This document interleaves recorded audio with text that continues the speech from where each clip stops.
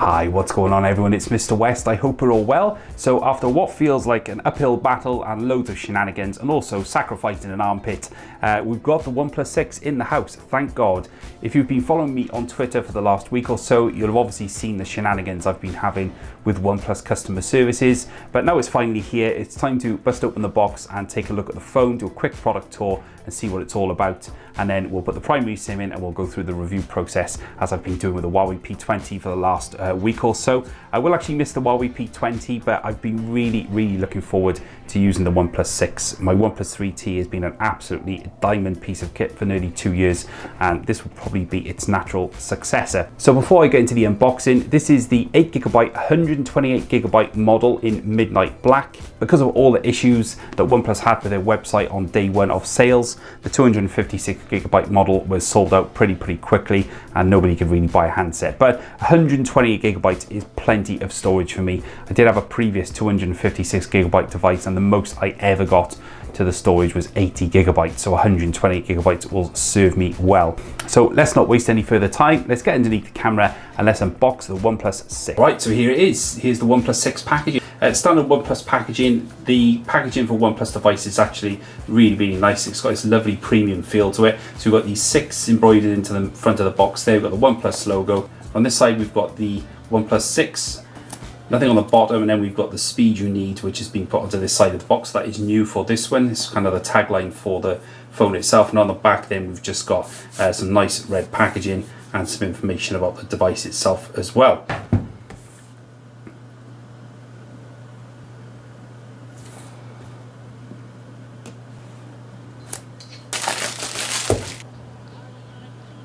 There is the phone itself. We're just going to pop that to one side. These little touches really do make the OnePlus packaging for me. You've got the little 6 just behind there, so that tray there. So let's just take a look and see what's inside the tray here. All right, cool. So we've got a clear Perspex case with all the bits inside of it. So we've got some instruction manuals here. Yeah, safety information, blah blah. The included case is nothing fantastic. So any case is better than no case. It's a very pliable Perspex case. It offers basic protection, stops scratches getting on the back of the glass as well. And then we've got the dash charge cable, dash charge power brick for the UK here. One of the best features of all the OnePlus devices from the OnePlus 3 onwards. An invaluable feature. And a lot of people bemoaning the lack of wireless charging, but when your phone can charge this quickly, it's not a huge deal breaker for me at this price point. So that is pretty much it for the box. We're just going to put all this back in. So there it is. That is the OnePlus 6. As I said, this is the midnight black version, and it does look and feel exactly as I remember it from the OnePlus event up in London. And as with all OnePlus phones, you do have a pre-installed screen protector which has been put onto the factory. This has actually been really nicely put onto the phone. You can barely see where it reaches the edges of the screen, which is really good. You can just about see it on the notch there. So let me just get that a bit closer here. You can just see the outer rim there of the screen protector. So it's nice that they include those. I do find that the oleophobic coating on these pre-installed screen protectors isn't that brilliant, and you will get this smudged up very quickly with greasy fingerprints, and you will need to give it a wipe now and again. I have got the 3D tempered glass screen protector, so I will be installing that in a separate video, but for now we're just going to leave this on for the time being. Now usually what I would do is actually go away and install all of my apps from my previous device on this, but I'm just going to do this as a fresh setup install so you can just see the Oxygen OS as it is. So I'm just going to power up and just go through initial setup, and then we'll back and we'll just take a tour around the phone and see how it all looks. So setup's still going on the phone, so we'll just let that do itself in the background. There is an update already available to download, so we'll do that later on. So we're just going to set up the fingerprint scanner now. So obviously a little bit different to what I'm used to. This is now on the back. The Huawei P20 I've been testing is on the front, just like my OnePlus 3T. So we'll just go ahead and set this up now. So add fingerprints. All right, so here we go.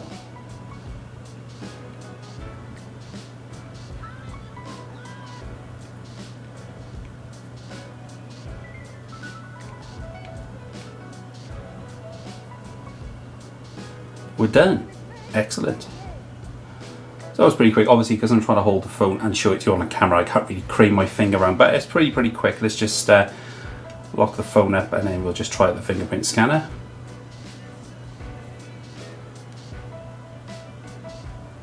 Yep, that's as quick as I expected it to be. Literally just a touch and we're done. Any part of your finger as well, just the top part because it scanned it all.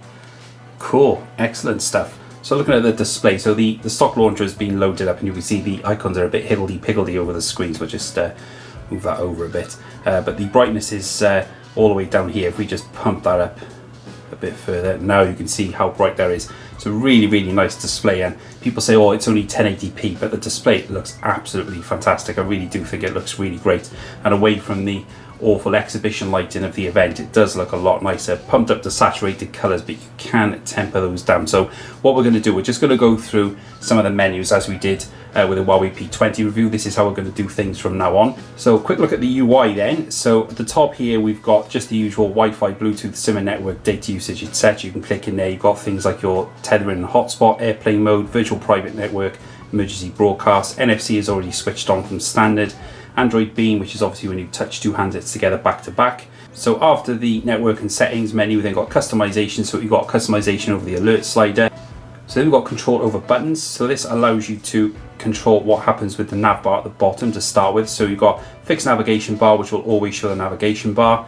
Hide the navigation bar, add a button to hide or show the navigation bar. So very, very similar to the Galaxy S8 and S9. But there's a tiny button in the corner of the screen here, just so you can see there, and that allows you to toggle it on and off. And then you've got the new navigation gestures function. So you swipe up from the bottom center edge of the screen. Recent apps, swipe up from the bottom center of the screen and pause. Back, swipe up from the left or right side at the bottom of the screen.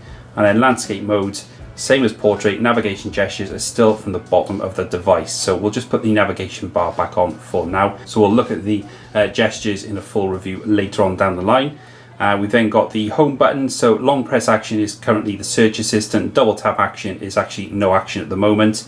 Reasons button, long press action, open close menu. Double tap action, no action.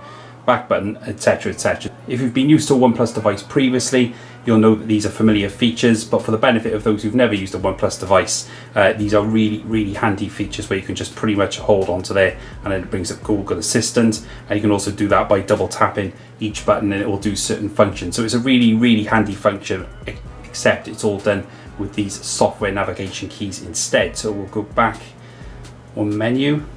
So you've then got gestures, one of the best parts of a OnePlus device. So I won't go into this too much now. So you look at the bottom here, so draw a 0 on my OnePlus 3T. If I draw a 0 on the lock screen when it's completely off, it opens the camera. If I draw a V, it will switch my torch on. If I draw an S, it will start music, and you can basically customize that as to how you want it. You've also got double tap to wake, so tap the screen twice to wake up the device. You can also do that to actually put it to sleep as well.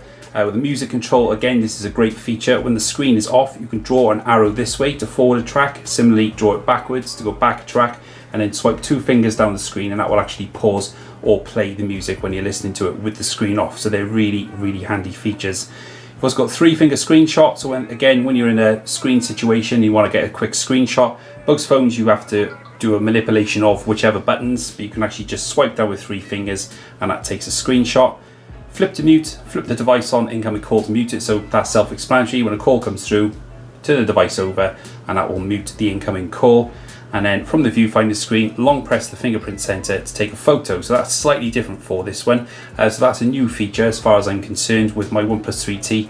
Quick double tap on the power button will actually automatically activate the camera even if you're in a locked state as well. So that's cool. Then got fonts, which is self-explanatory. The default home app, so that's for if you're using Nova launcher or a different kind of launcher, say the Eevee launcher or the Pixel launcher, etc. They've got the display settings, so we've got adaptive brightness, which again is self-explanatory. It actually monitors incoming light into the sensor and it will dim or raise the brightness of the display depending on your scenario. So they've got the sleep function after 2 minutes of inactivity, night mode, which puts kind of a tint on the display to help your eyes, reading mode, which puts the screen black and white. Got default calibration then, which is at the default. You've then got sRGB. That's actually my favorite calibration. It's got slightly muted colors, but I think the tuning is better overall with that. You've also got the DCI P3 color gamut as well, which again is not hugely different from sRGB, but again it's a subtle difference. And you've got adaptive mode, which adjusts the screen calibration depending on your environment, and then custom color, you can then make things as cold or as warm as you like. So we can leave that on sRGB. So with the notch display, what it allows you to do is actually have the full screen mode, so apps will actually stretch right the way beyond the bottom of this notch here, right to the top of the display. So the notch will get in the way, or you've got default, which brings the display items right up to the bottom of the notch. You still get these icons at the top of the notch here, but then your screen display actually finishes here. So you still get a good 6 inches of usable display as well, which is cool. You've got ambient display, so that basically is when you lift up the phone when it's in lock state, then it will show you just your current incoming notifications or what music is playing, what have you, which is cool. You've got customization over themes. You've got light, which is the one we've got on here. And then we've also got my favorite, which is the dark theme, which basically just turns everything black. And you get this nice stealthy looking display. That is actually my favorite, because obviously it switches off all the pixels which aren't being used and get this really awesome contrasty black display as well. They've got different accent colors. You've got blue, orange, yellow, green, purple, well, that's magenta I think, aqua, pink, and another kind of purpley thing. So that's cool. I always leave mine on blue. So display size is default. So I like everything to be at its smallest because it really shows the pixel density of the display, which is really, really nice. And then the display size is actually set to small already, which is cool. Auto rotate screen, that's pretty much self-explanatory. You won't do it in this menu. Screensaver, which is always the clock. I can never really get to do anything else because if I put colors or photos on it, it always seems to go back to the clock for some reason. Maybe I'm doing something wrong. Pulse notification light, which is somewhere up around here, and LED notifications, so you can actually customize. You can customize which notifications glow which color when they're done. And then you've got your cast then as well, which allows you to cast your screen to a nearby Chromecast or cast enabled display.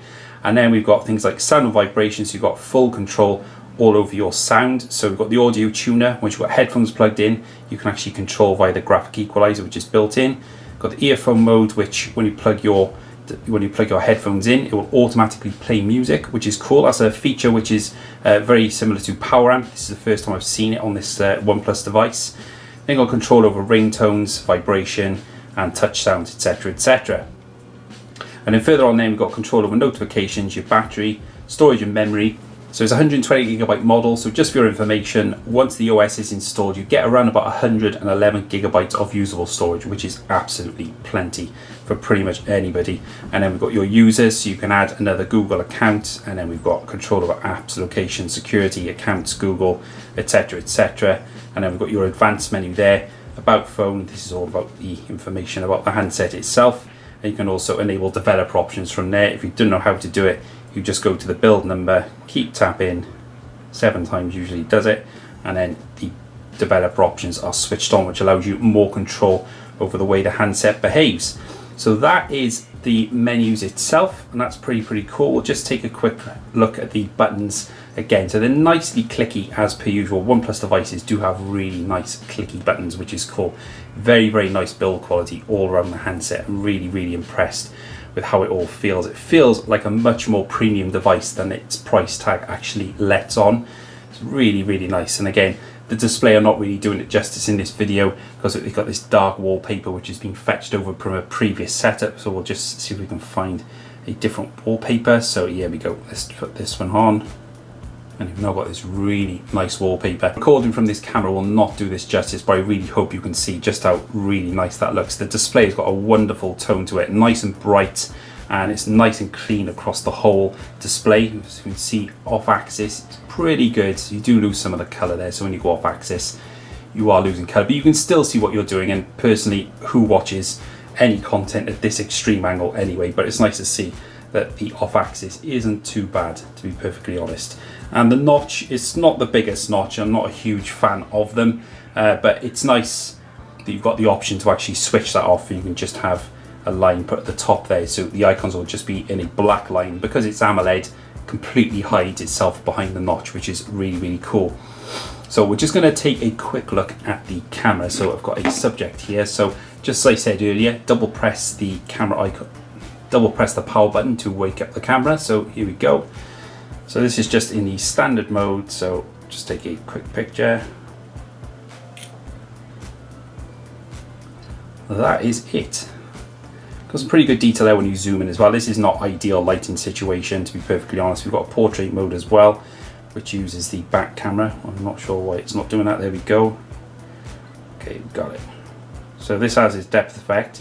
So just like the OnePlus 5 and the OnePlus 5T, once the depth effect has been initiated, you will see the depth effect at the bottom of the screen there will light up green.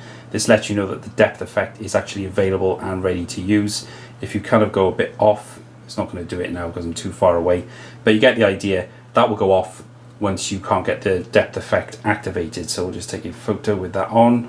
That is how the depth effect looks. Nice blurred background, and we've got some nice colors on there as well. So we need to do a more thorough camera comparison than this, obviously, but it's nice to see that they've got all these features loaded in. It's a very basic camera UI. I think it's not as feature rich as what is on the Huawei P20, but what is going to be the Huawei P20 is all about imaging, and they've really stacked it up with loads of options to make the most of those dual cameras. So that's it. That's the OnePlus 6 unboxing, all done and dusted. Now the most crucial part for the OnePlus 6, and that is using it as my daily companion and seeing how it really fares with just the normal day-to-day tasks that we do every single day, and find out if I can cut the mustard against my old faithful, the OnePlus 3T. So if you enjoyed this video, please be sure to leave a like and share this with your friends, and also subscribe to the channel. Make sure you hit the notification bell so you don't miss future content coming soon. If you do have any questions or comments or anything you'd like to see included in the review, then please leave those down in the comments section. For now, that's been my OnePlus 6 unboxing.